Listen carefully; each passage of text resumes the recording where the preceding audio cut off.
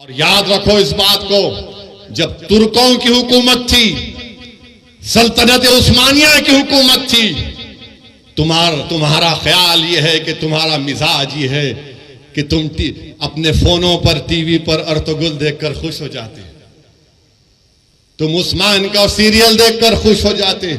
मगर क्या तुमको मालूम कि जब तक 400 साल तुर्कों की हुकूमत थी, मस्जिद अक्सा हमारे पास थी, मगर जब तुर्कों से इख्तिदार, इत्तेहाद जब कमजोर हुआ, कबीलों की बुनियाद पर,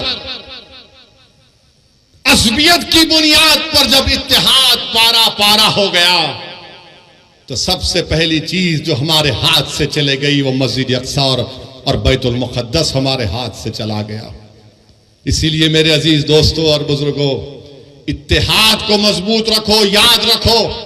तुमको हम तमाम, मुझसे तुमको नफरत होगी, मगर मेरी और तुम्हारी ख्वाहिशों से ज्यादा और अहमियत का काम इत्तेहाद है।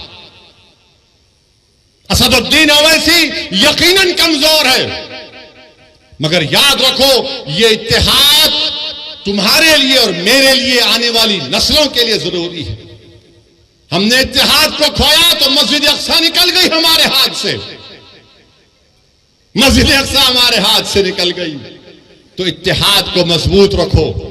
बुजुर्गों, नौजवानों, मेरी इज्जतदार मां और बहनों, इस गुनाहगार की गुजारिश यही है कि अपने इत्तेहाद को मजबूत रखो। तुम्हारा इत्तेहाद कमजोर होगा तो ये तारीख तुमको बता रही है कि हमने क्या खोया। हमने क़िबले अव्वल को खो दिया। मगर लाखों सलाम वो गाजा के बहादुरों पर, जो गाजा के बहादुरों पर जो आज भी लड़ रहे हैं, कल भी लड़ेंगे। मगर हम हमारे वजीर आजम से कहना चाहेंगे कि मोदी जी रोको जो गाजा में जुल्म हो रहा है फलस्तीनियों पर। आपने कहा कि India stands in solidarity with the Palestinian people, तो सॉलिडारिटी दिखाओ। रोको उन लोगों को। 21 लाख में से 10 लाख लोग बेघर हो चुके हैं। वो शैतान नेतन्याहू जालिम है, वॉर क्रिमिनल है, वो जो ढकेल रहा है फलस्तीनियों को, ढकेल रहा है कि घरों को बर्बाद, 6000 बम गिराए गए।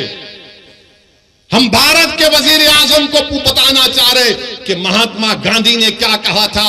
गांधी ने कहा था कि ये फलस्तीन अरबों का है। जिस तरह अंग्रेजों के लिए बर्तानिया है, फ्रेंच के लिए फ्रांस है, ये अरबों की जमीन है, ये अरबों की जमीन है, गांधी ने कहा था। मगर अफसोस की बात यह है कि आज हमारी हुकूमत खामोश बैठी हुई है।